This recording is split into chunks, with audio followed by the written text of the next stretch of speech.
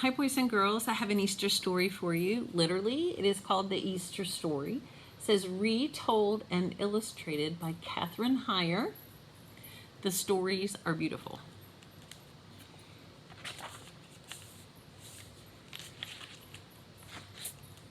At Easter time, we think of fresh new grass and baby animals and warm golden sunshine. We think of baskets full of candy and brilliantly colored eggs. But most of all at Easter time, we think about Jesus and all that he did for us. Isn't that beautiful?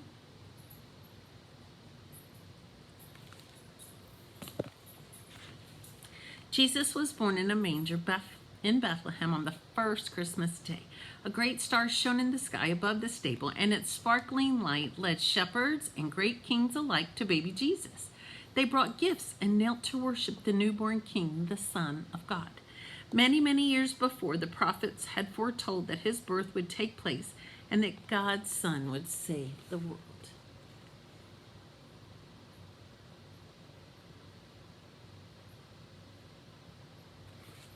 It's beautiful. When Jesus grew to be a man, he traveled across the country, healing the sick and the lame and teaching about God. Everywhere Jesus went, people gathered to hear him speak, and little children flocked around him because he greeted them with love and kindness.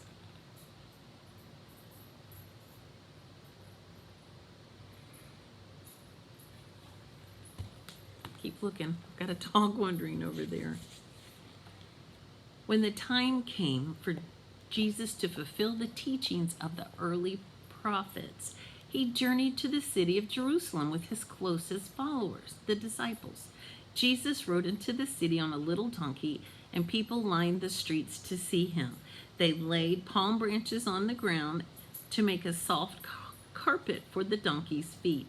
Jesus entered the city of Jerusalem surrounded by love and glory on this first Palm Sunday. Beautiful, beautiful.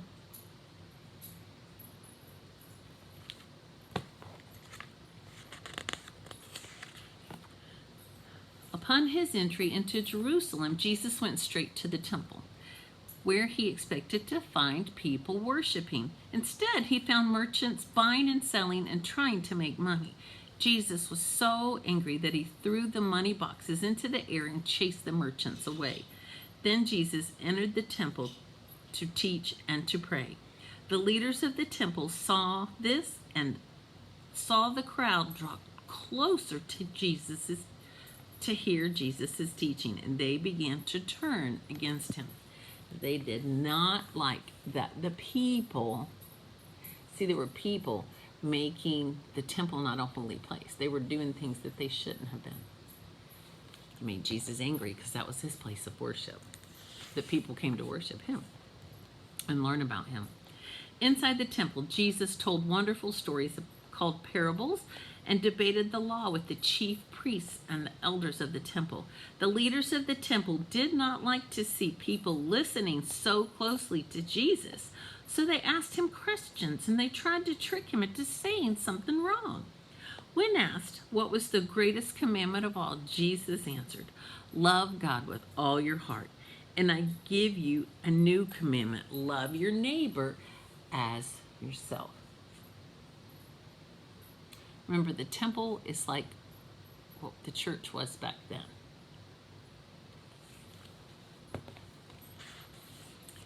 As Jesus continued his teaching and more people followed him, the leaders and chief priests grew more fearful of him.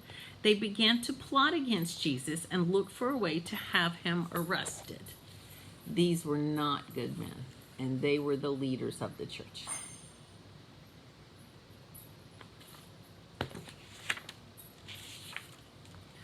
On the night of the Feast of Unleavened Bread, Jesus and his 12 disciples gathered together for the traditional Passover meal. When they were all seated around the table, Jesus took a loaf of bread and gave thanks to God. He tore the bread into pieces and gave them to his disciples. Then he passed around the cup so each disciple could drink. Jesus knew that this would be the last time he would sit and eat with the disciples, but he asked them to remember him in the future by gathering together to share this meal. This was Jesus' Last Supper.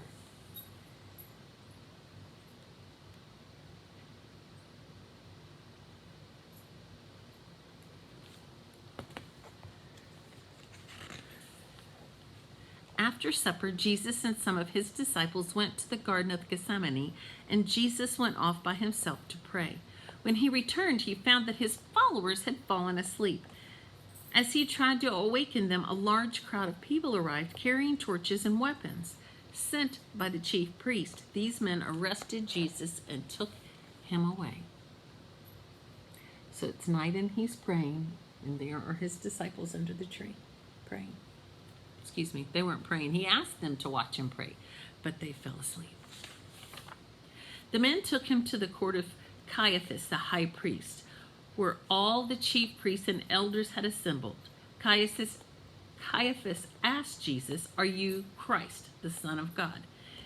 When Jesus replied, "Yes, it is as you say," those assembled ordered him to be taken to the high Roman court and brought before Pilate.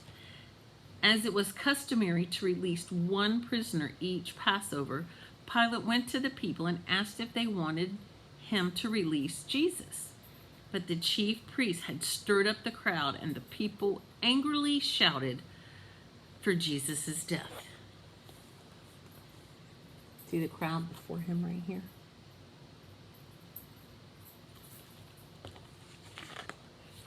Pilate let the crowd take Jesus away, and the soldiers put him on the cross.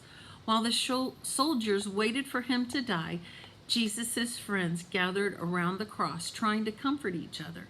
As Jesus' death grew near, the day seemed to turn into night. Thunder roared and lightning pierced the darkness of the sky. And then, at the moment of Jesus' death, a powerful earthquake shook the ground so hard that the great curtain of the temple was torn in half. Later in the day, one of Jesus' followers took down his body and tenderly laid him in a tomb. A huge, heavy stone was rolled in front of the opening, and a soldier was sent to stand guard. During the middle of the day, it became dark.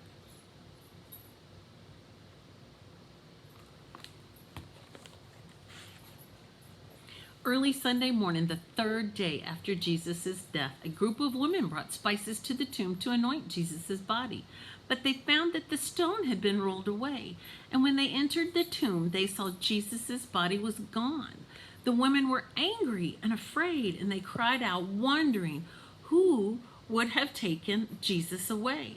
Suddenly, a man all dressed in white appeared. He asked the woman, "Why do you look for the living among the dead? He is not here. He is risen." Remember how we talked about the women going to the tomb?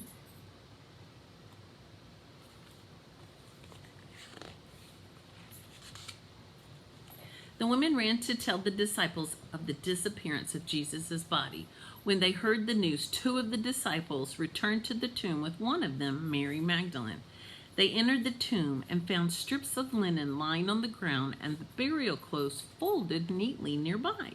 The disciples left the tomb feeling sad and afraid because Jesus had been taken away.